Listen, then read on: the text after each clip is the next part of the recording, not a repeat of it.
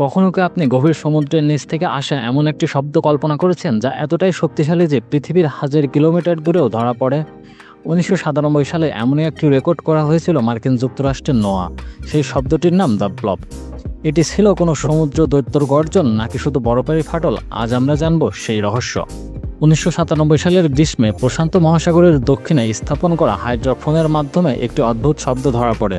এই শব্দটা এতটাই তীব্র ছিল যে সেটি 5000 কিলোমিটার দূরের অন্য ডিভাইসে ধরা পড়েছিল।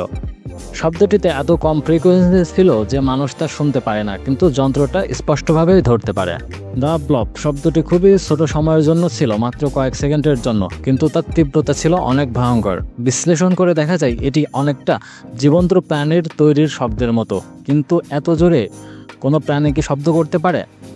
অনেকেই মনে করেন এটি একটি বিশাল অজানা সামুদ্রিক প্রাণের আওয়াজ, আবার অনেকেই বলেন এটি একটি এইচপি লাভক্রাফটের কাল্পনিক দৈত্যের আওয়াজ। ইউটিউব এবং রেডিটে এ নিয়ে অনেক থিওরি ছড়িয়ে পড়ে, যেমন গভীর সমুদ্রের দৈত্য, সার্বভৌমিক সামুদ্রিক প্রাণী, এমনকি এলিয়ান তত্ত্ব পর্যন্ত।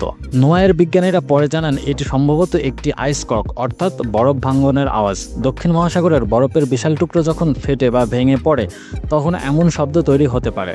শব্দটি অ্যান্টার্কটিকার কাছাকাছি একটি বরফের অঞ্চল থেকেই এসেছে বলে অনুমান করা হয়।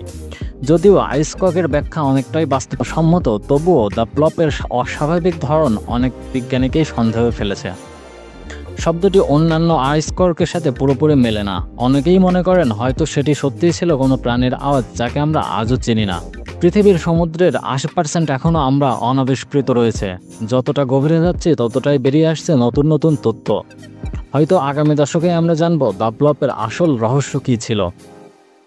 দ্য ব্লব আমাদের মনে করে দেয় যে বিজ্ঞান যতই এগিয়ে যাক, প্রাকৃতিক কিছু রহস্য এখনও অমীমাংসিত। সমুদ্রের গভীরে কি আছে আমরা তা হয়তো এখনও জানতে পারিনি, কিন্তু এই ধরনের ঘটনা আমাদের কল্পনাকে আরও বিস্তৃত করে তোলে। ভিডিওটি ভালো লাগলে লাইক দিন, শেয়ার করুন এবং সাবস্ক্রাইব করতে ভুলবেন না।